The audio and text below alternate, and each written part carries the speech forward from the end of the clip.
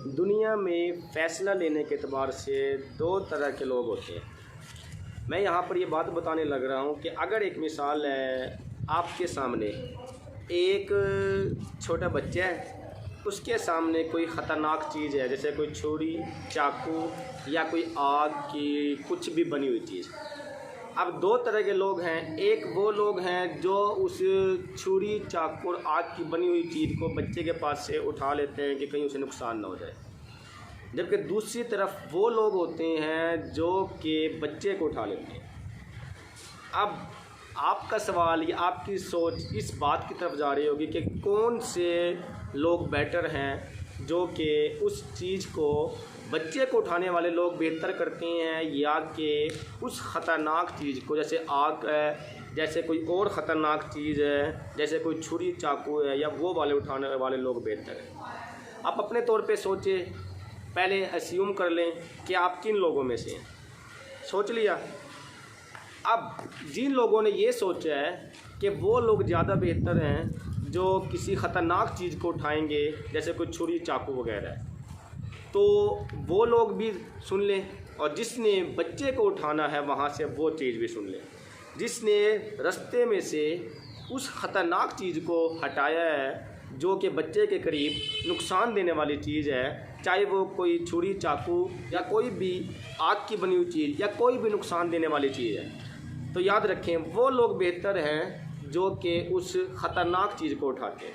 अब वो लोग कैसे बेहतर हैं कि अगर आपने बच्चे को हाथ लगाया तो बच्चे के माइंड में फौरी तौर पे ये बात जानी है कि मेरा कसूर क्या है, मुझे क्यों हाथ लगाया गया है। बच्चे की क्रिएटिव थिंकिंग मारी जानी है, बच्चे ने सप्रेस हो जाना है, बच्चे की तख्लीकी काबिलियतें मर जानी होती हैं। और जो वो लोग हैं जिन्होंने बच्चे को उठाया तब वो लोग गलत हैं। अब जिन्होंने उस ख़तरनाक चीज़ को उठाया है, जैसे वो कोई छुरी चाकू या कोई नुकसान पहुंचाने वाली चीज़ थी, तो वो लोग ज़्यादा बेटर है। अब वो लोग ज़्यादा बेटर किस तरह से हैं कि अगर बच्चे बहुत ज़्यादा हसास होते हैं, अगर हम बच्चों के मामले के अंदर किसी भी तरह की कोई भी रुकावट पैदा करते हैं तो फिर बच्चे की क्रिएटिव थिंकिंग सामने नहीं आती, बल्कि उसकी तख्लीकी सोचें सामने से मर जाती हैं। इसीलिए अगर हम अपने बच्चों को तख्लीकी सोच वाला बनाना चाहते हैं तो फिर हमें बच्चे को हाथ नहीं लगाना, बल्कि उस ख़तरनाक चीज़ को उठाना है, और बच्चा जो कुछ करता है उसको करने दे, कोई ऐसा मसला नहीं।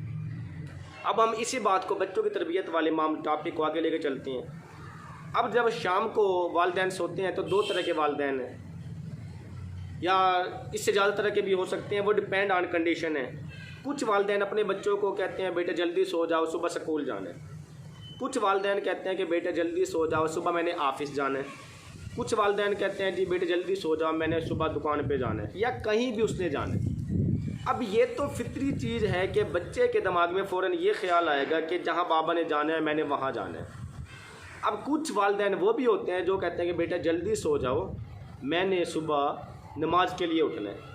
अब जिसने कहा कि बेटे जल्दी सो जाओ, मैंने सुबह ऑफिस जाना है, बच्चे के मुँह से बेख्तियार निकलना है कि बाबा मुझे ऑफिस लेके जाना है। जिसके मुंह से निकला है कि बाबा मैंने सुबह दुकान खोलनी है, बच्चे के मुंह से बेख्तियार निकलना है कि मैंने भी शॉप पे दुकान पे जाना है। जिस मुंह से ये निकला है कि बेटे जल्दी सो जाओ, सुबह स्कूल जाना है आपने, तो बच्चे के मुंह से शायद ये बात तो निकले या ना निकले, लेकिन अगर बात उसका इमेज बना भी सही तो सिर्फ यहीं तक रह जाएगा तो उससे सुबह स्कूल जाना है।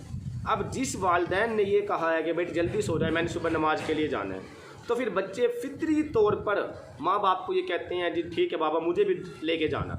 यानी कि वो वालिदैन बेटर हैं जो कि सुबह नमाज के लिए अपने बच्चे को उठा लेते हैं। अब इसी मिसाल को मज़ीद आगे लेके चलते हैं। बच्चे होते हैं बड़े हसास किस्म के, अगर हमने उनकी तरबियत को प्रॉपर तरीके से ना चलाया तो उनके अंदर ऐसी सी चीज़ें पैदा हो जाती हैं जो कि उसकी काबिलियतों को मार देती है। मिसाल के तौर पर एक बच्चा बाहर से खेल के घर आता है, शाम के वक्त के अंदर उसका वालिद थका हारा जब घर आएगा तो फौरी तौर पे लाड प्यार मोहब्बत के अंदर वो अपने बच्चे को उठाएगा और उसके बाद उसको खाने की कोई चीज़ देते हैं। अमूमी तौर पे हमारे मुआशरे में ऐसा ही होता है कि वो वालिद अपने बच्चे को खाने को चीज़ देते हैं या फिर उसको कोई इनाम के तौर पे कोई 10 रुपये 20 रुपये या कुछ भी दे सकते हैं। क्यों? क्योंकि वह वालिद थका हुआ था। अब वालिद को कैथारसिस चाहिए। अब वालिद ने अपना कैथारसिस निकालने के लिए बच्चों से मोहब्बत का इजहार करते हुए बच्चे को गोद में उठाया और गोद में उठाने के बाद उसे कुछ इनाम या कुछ खाने की चीज़ दे दी। तो यहाँ पे वो वालिदैन गलत हैं जिन्होंने आते वक्त अपने बच्चे को गोद में उठाया और उसे खाने को चीज़ दे दी। हो सकता है कि वो बच्चा बाहर किसी को गाली दे के आयो और जब आते के साथ उसे कोई खाने पीने की चीज़ मिलती है या उसे आते के साथ 10 रुपये या 20 रुपये या कुछ भी मिलता है तो बच्चे ने एसोसिएट कर लेना कि मैंने गाली दी थी और उसके फ़ौरन बाद मुझे खाने के लिए फ़लाँ चीज़ दी गई है। अब बच्चे सारी ज़िंदगी के लिए एसोसिएशन पे चलता है, जैसे थॉर्नडाइक ने बताया है, जैसे वाटसन ने बताया है कि बच्चा सारी ज़िंदगी एसोसिएशन पे चलता है। बच्चे के माइंड में ये बात डेवलप हो गई कि इधर से मैंने गाली दी, इधर से मुझे पैसे मिल गए। अब बच्चे की तरबियत तो सही हुई नहीं है, बच्चा सारी ज़िंदगी ऐसे ही रहेगा और हो सकता है बार बार गालियाँ दे। इसलिए माँ बाप का हक बनता है कि बच्चे को जब गोद में लें तो उससे पहले उससे पूछें कि बेटा आज की कोई शिकायत तो नहीं है आपकी, आज का कोई मसला तो नहीं है आपका, आज आपने किसी को टीच तो नहीं किया, किसी का दिल तो नहीं दुखाया। इस तरह से इसी बात को मज़ीद आगे लेके चलते हैं। 2 तरह के वालिदैन होते हैं, एक वो है जो अपने बच्चे को हाई पोटेंसी इंजेक्शन लगा देते हैं, जैसे 1 ग्राम सेफ्ट्रियाक्सोन IV लगा देते हैं, और दूसरे वो वालिदैन होते हैं जो कि छोटी छोटी टैबलेट शक्ल के अंदर उसको डेली बेस पे खिलाते हैं। तो वो वालिदैन अपने बच्चे की सही तरबियत नहीं कर पा रहे जो कि हैवी फार्म के अंदर उसको इंजेक्शन लगा देते हैं, और वो वालिदैन ज़्यादा बेटर है जो कि थोड़ी सी चीज़ लगाते हैं, थोड़ी थोड़ी करके बच्चे को मेडिसिन देते हैं। मसलन अब इंजेक्शन लगाने वाले कौन से वालिदैन है, हाई पोटेंसी कौन से वालिदैन दे रहे हैं, या वो कौन से वालिदैन जो कि फ़ौरन ही 1 ग्राम के इंजेक्शन लगा के एकदम से उसको ठीक करना चाह रहे हैं। वो जो महीने में 1 दफ़ा पूछते हैं, बच्चे की पिटाई करती हैं अच्छी खासी, और उसके बाद अपना खौफ बच्चे के अंदर बैठाने के लिए वो ऐसा करते हैं। तो वो ख़तरनाक हैं जो कि अपने बच्चे को हैवी पोटेंशियल दे के 1 ग्राम इंजेक्शन की तरह ठीक करना चाह रहे होते हैं। अगर आप बच्चे को 1 ग्राम इंजेक्शन की तरह ठीक करने के बाद थोड़ी थोड़ी डोज दें उसको डेली बेस के 3 टाइम या 2 टाइम दें, वो कैसे मुमकिन है कि आप बच्चे को हर बात पे थोड़ा सा उसको पुश करें या उसको थोड़ा सा समझाएं या उसको थोड़ा सा रिलैक्स करें या थोड़ी सी पनिशमेंट दें। मिसाल के तौर पर आप बच्चे ने कोई अच्छा काम किया तो उसको कहें वेरी गुड, एक्सीलेंट, शाबाश, या फिर बच्चे ने कोई और ऐसा गलत काम किया है तो उसको समझाएं, उसको डांटें, लेकिन कैसे हैवी डोज नहीं देनी। हमारे मुआशरे के मोस्टली वालिदैन अपने बच्चे को हैवी डोज देते हैं, फिर बच्चा हैवी डोज के आदी हो जाता है कि फिर जब बच्चे को उतनी ही स्पीड में मार पिटाई नहीं होती तो बच्चा किसी बात को नहीं मानता। इसलिए अपने बच्चे को हैवी इंजेक्शन देने के बजाय उसको डेली पूछें, बार बार पूछें, थोड़ा सा पूछें, तो वो बच्चे ज़्यादा बेटर होंगे।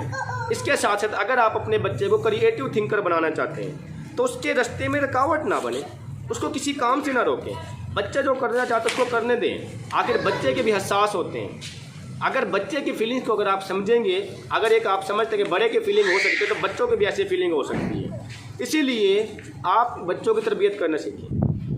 दूसरी आखिरी बात मैं कह के बात ख़त्म करने लगा हूँ, और वो बात ये है कि अगर हमने बच्चों को अच्छे तरीके से परवरिश देनी है, 2 एज फैक्टर होते हैं उसके बच्चे को कंट्रोल करने। एक तो ये है कि जब बच्चा 3 से 5 साल का हो या 3 से 7 साल का हो, उस टाइम में most critical and sensitive age, आप उस टाइम के अंदर बच्चे को बड़ा हसास तरीके से लेके चलें।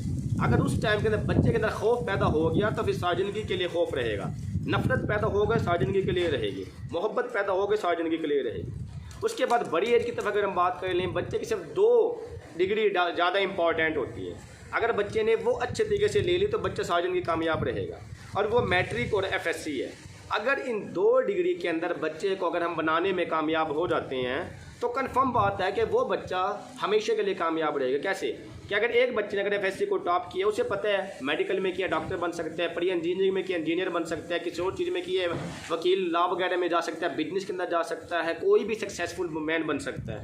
और अगर बच्चे के ये 2 साल, हम ये 2 डिग्रियाँ यानी मैट्रिक और FSC, यानी अमूमी तौर पे बच्चे के तकरीबन ये कह लें कि आप 12 साल से लेकर और 17 साल के दरमियान का टाइम कम हो बेश, ठीक है। अगर ये 2 डिग्री को अगर हम कंट्रोल कर लेते हैं तो शर्तिया बात है, फिर बच्चा जैसे मर्जी जाए तो उसकी तरबियत मोस्टली हो चुकी होती है, ठीक है। तो उसके बाद सारे बच्चे कामयाब रहते हैं।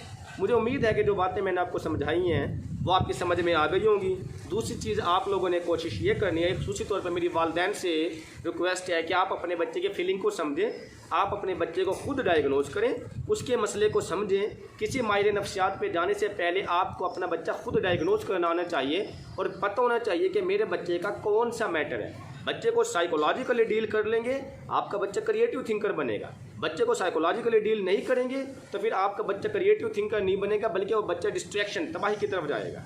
इसलिए कोशिश करें आप अपने बच्चे को बेहतर से बेहतर करने की कोशिश करें। मुझे उम्मीद है कि ये वीडियो आपका पसंद आई होगी। शुक्रिया, वस्सलाम।